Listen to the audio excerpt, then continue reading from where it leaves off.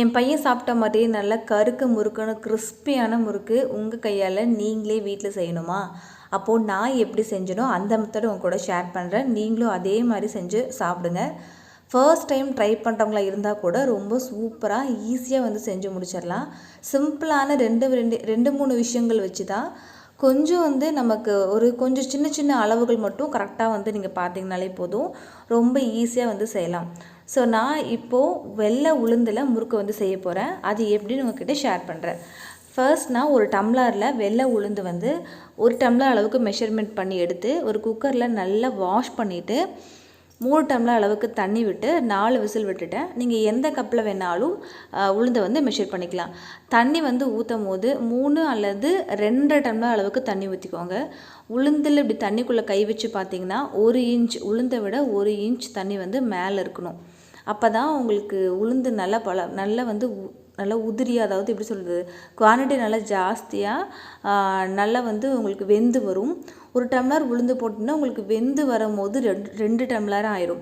So அதனால் நீங்கள் அதுக்கு தகுந்த மாதிரி ஃபர்ஸ்ட் டைம் செய்கிற மாதிரி இருந்ததுன்னா சின்ன டம்ளரில் வந்து போட்டுக்கோங்க. உங்களுக்கு வேகும் போது அளவு வந்து அதிகமாயிடும். இப்போ நான் விசில் விட்டுட்டேன். 4 விசில் விட்டு எடுத்திருக்கேன். ஓப்பன் பண்ணி பார்த்துட்டு லைட்டாக உளுந்தை எடுத்து இப்படி நீங்கள் கையில் இப்படி ஸ்மாஷ் பண்ணிங்கன்னா நல்லா வந்து ஸ்மாஷ் ஆகணும். இது வந்து கரெக்டான பக்குவம்.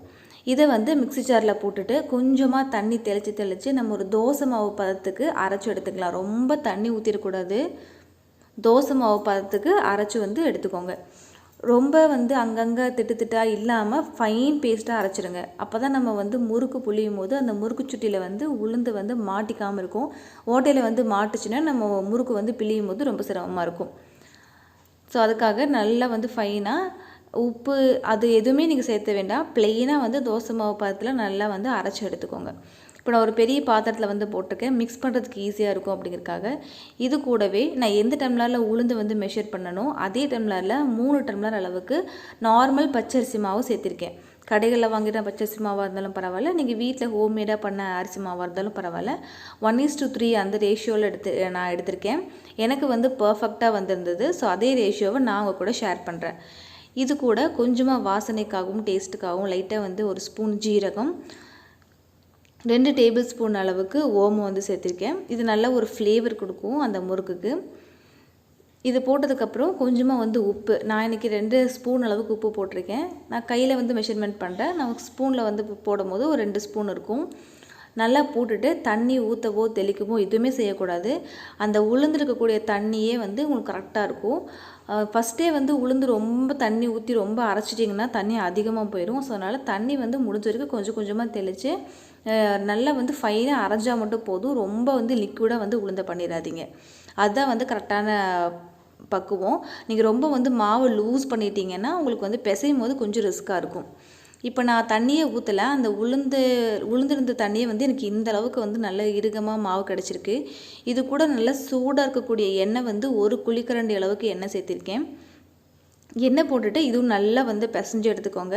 கொஞ்சம் வந்து டைட்டாக இருக்கிற மாதிரி இருக்கும். நீங்கள் நல்லா வந்து மிக்ஸ் பண்ணிவிட்டு அதுக்கப்புறமா கொஞ்சமாக தண்ணி தெளித்து நீங்கள் நல்லா ஒரு சாஃப்டான சப்பாத்தி மாவு பதத்துக்கு பிசைஞ்சுக்கோங்க. இப்படி கை வச்சு அமுத்துனீங்கன்னா மாவு நல்லா வந்து உள்ளே லூஸாக அப்படி உள்ளே போகணும். அப்போ தான் உங்களுக்கு வந்து முறுக்கு புளியும் போது ஈஸியாக இருக்கும். இல்லைன்னா ஷோல்டரே வந்து வலிக்கும். அவ்வளோ டைட்டாக வந்து முறுக்கு புளியும் போது மாவு வந்து டைட்டாக இருக்கக்கூடாது. நல்லா வந்து லூஸாக இருக்கணும். அதே மாதிரி நம்ம கையில் வந்து நல்லா ஒட்டாமல் நல்லா சாஃப்டாக இருக்கணும். அதுதான் வந்து கரெக்டான பதம்.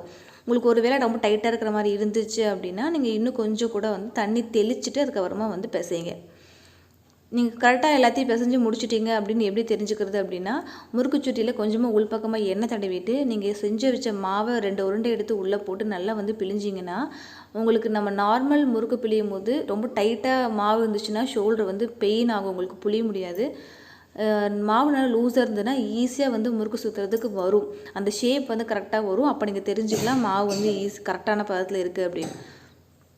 அதே மாதிரி ரொம்ப லூஸாக பண்ணிட்டீங்கன்னா உங்களுக்கு எண்ணெயில் போடும்போது ஃபுல்லாக வந்து பிரிஞ்சு உடஞ்சி போயிடும். அதுவும் வந்து கரெக்டாக பார்த்துக்கோங்க. மாவு வந்து நல்ல ஒரு சப்பாத்தி மாவு, நல்லா சாஃப்டான ஒரு சப்பாத்தி மாவு எந்த பதத்தில் இருக்குமோ அந்த பதத்தில் இருந்தால் கரெக்டாக இருக்கும். எனக்கு இப்போ கரெக்டாக வந்திருக்கு. நான் சொன்ன அதே மெத்தடில் வந்துட்டு நீங்களும் ஃபாலோ பண்ணுங்கள். சைட் பை சைடு வந்து எண்ணெய் வந்து காய வச்சுக்கிறேன். ரொம்ப சூடாகவும் இல்லாமல் ரொம்ப லோ ஃப்ளேம்லும் இல்லாமல் கரெக்டாக ஒரு மீடியமில் வந்து வச்சுருந்தீங்கன்னா கரெக்டாக இருக்கும். நம்ம ஒன் பை ஒன்னாக போட்டு எடுக்கவும் நம்ம போடுறது வந்து கொஞ்சம் கருகாமல் இருக்கும். ஒரே ஒரு சட்டுவத்தை வச்சு நான் இன்றைக்கி வந்து போடுறேன். நீங்கள் 2-3 வச்சு எடுத்து போட்டிங்கன்னா கொஞ்சம் ஒரே பேட்சில் வந்து போட்டு எடுக்கிறதுக்கு ஈஸியாக இருக்கும்.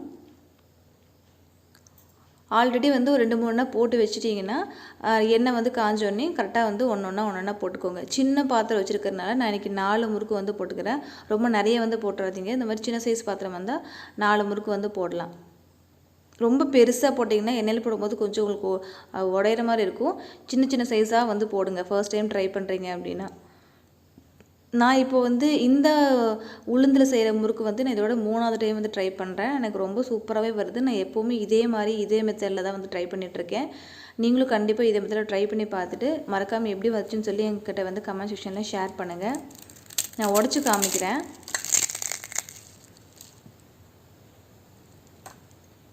நல்லா மொறுன்னு கிறிஸ்பியாக இருக்கும். லைட்டாக அந்த உளுந்து ஃப்ளேவரோட ரொம்ப சூப்பராக இருக்கும். கண்டிப்பாக உங்களுக்கு உளுந்து முறுக்கு பிடிக்கும், உளுந்து வந்து பிடிக்கும்னா கண்டிப்பாக இந்த மெத்தட் வந்து ட்ரை பண்ணி பாருங்கள். இந்த வீடியோ பிடிச்சிருந்தால் லைக் பண்ணிவிட்டு உங்கள் ஃப்ரெண்ட்ஸ்க்கும் மறக்காமல் ஷேர் பண்ணுங்கள். மறக்காமல் நம்ம சேனலை இப்போ ஃபர்ஸ்ட் டைம் பார்க்குறீங்கனாலோ இல்லை சப்ஸ்கிரைப் பண்ணாமையே பார்த்துட்டு இருக்கீங்கனாலோ மறக்காமல் சப்ஸ்கிரைப் பட்டனை ப்ரெஸ் பண்ணிவிட்டு கூடவே ஒரு சின்ன பெல் ஐக்கான் இருக்கும், அதோட டேப் பண்ணுங்கள். ஸோ தட் நான் ஃபியூச்சரில் வீடியோஸ் போட்டோன்னா உங்களுக்கு நோட்டிஃபிகேஷன் வரும். அது ரொம்ப ஹெல்ப் ஆகும். ட்ரை பண்ணி பார்த்துட்டு மறக்காமல் ஃபீட்பேக் என் கூட கமெண்ட் செக்ஷனில் சொல்லுங்கள். See you soon next super video. Bye from Bhuvana Homemaker. Bye bye.